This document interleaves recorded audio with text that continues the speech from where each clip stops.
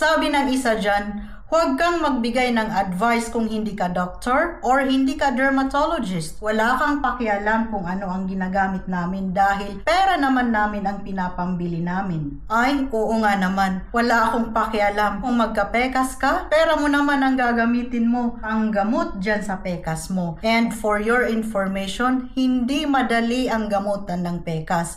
Hindi rin yan basta-bastang mawawala. Marami kang skincare na kailangang gamitin. Marami kang kailangang subukang skincare or products na ilalagay mo dyan para makita mo ang magandang resulta para mawala ang pekas mo. At isa pa, hindi natin kailangang maging doctor, dermatologist, or chemist para malaman natin ang mga bagay-bagay. Napaka-accessible ni Google. Pwede tayong mag-research. Kailangan aware tayo sa kung ano ang kinakain natin, kung ano ang ginagamit nating products, kung ano ang mga nilalagay nating skincare sa ating skin. Dahil at the end of the day, tayo rin ang magsasuffer in case na wala tayong kaalam-alam. Bakit? Kapag napaano ka ba dahil sa certain product ay gagamutin ka ng CEO ng certain product na yan?